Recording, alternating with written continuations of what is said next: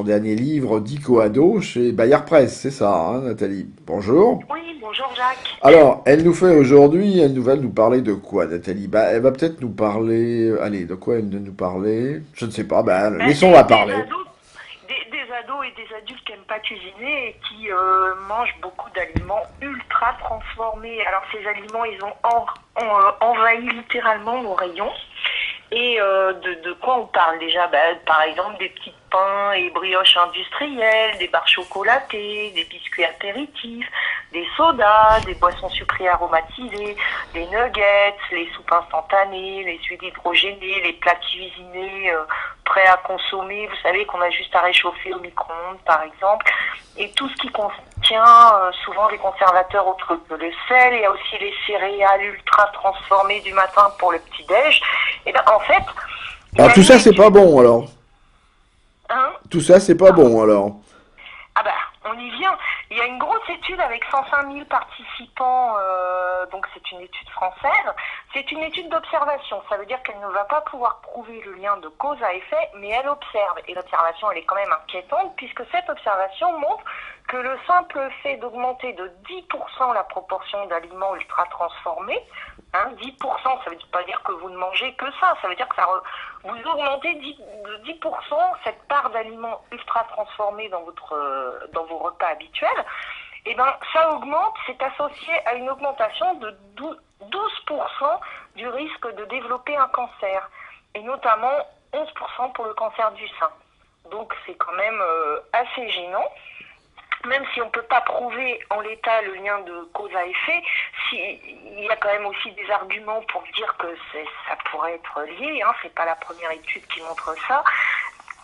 Et les hypothèses émises, notamment par les chercheurs, c'est bon, outre la moins bonne qualité nutritionnelle, c'est peut-être la présence d'aliments transformés justement par ces processus industriels, d'additifs aussi, et puis les matériaux de contact qu'on peut pas les éliminer, vous savez, tous ces plastiques de contact qui pour certains contiennent des substances pas terribles.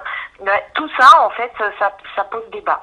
Et alors il y a une autre étude qui est parue au Canada qui s'est aussi intéressée à ces aliments ultra transformés, qui étaient riches en huile de palme, et là ils ont montré que en plus, ils étaient associés à un risque de dépression et d'anxiété. Et cette fois, ils ont vraiment le mécanisme, c'est parce qu'il y a une petite structure dans le cerveau qui contrôle l'humeur, qui s'appelle le noyau accumbens, et qui est sujette à une grosse inflammation chronique chez les consommateurs réguliers et importants d'aliments ultra transformés. Donc, tout ça pour dire, en plus ces aliments coûtent plus cher. Alors je rappelle que l'eau est la seule boisson indispensable à la vie, que les fruits et les légumes, on les trouve partout, ils sont bons, il y a des fruits de saison, il y a des légumes de saison, que c'est pas très compliqué de les cuisiner, même quand on est aussi nul que moi, on peut y arriver, donc arrêtez de prendre ces aliments ultra transformés, et surtout le matin, là, les céréales, pour les enfants, c'est une catastrophe. Alors, tous à la cuisine, quoi, autrement dit. On se met tous au fourneau, là. On n'a pas besoin de fourneau pour manger des fruits, Bon, d'accord. On se met même pas au fourneau. Mais je crois qu'elle va nous attirer maintenant vers la salle de bain, Nathalie. Non, je me suis laissé Mais oui, dire. parce qu'une fois qu'on a bien mangé, il faut se laver les dents. Et Et voilà. alors, la bouche, elle renferme des millions de bactéries.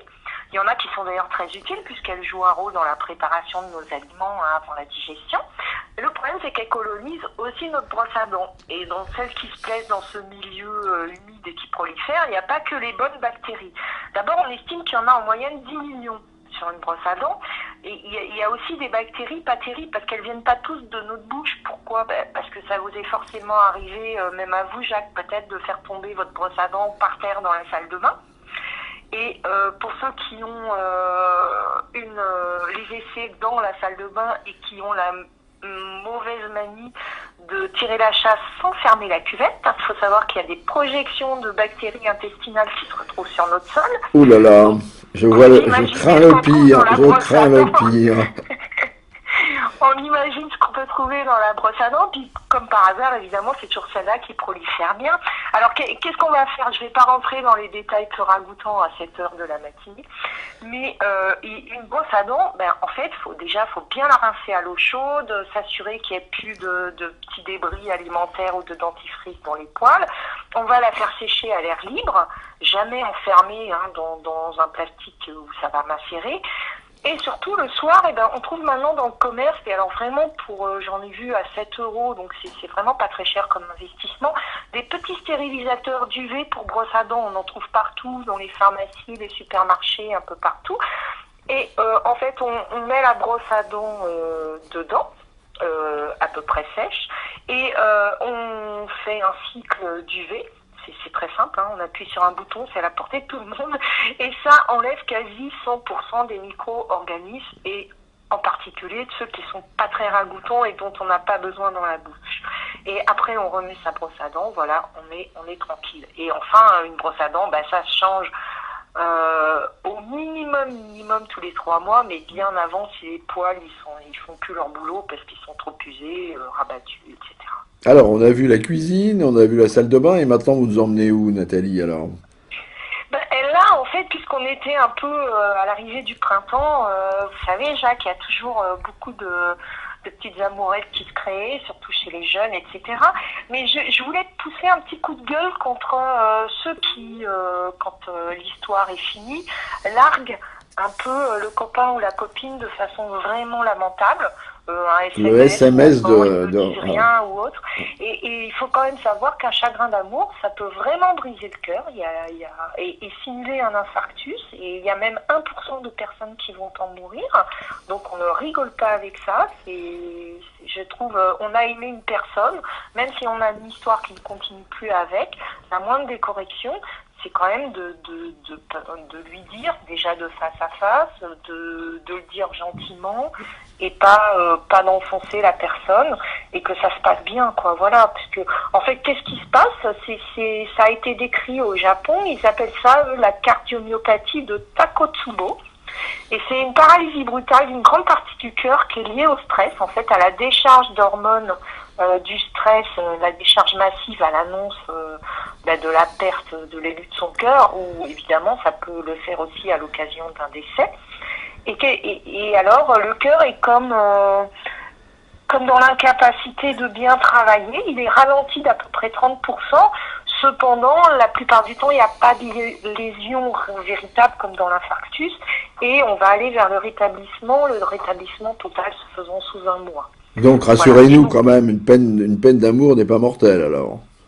Je disais quand même dans 1% des cas, elle peut l'être chez les personnes atteintes de ce syndrome.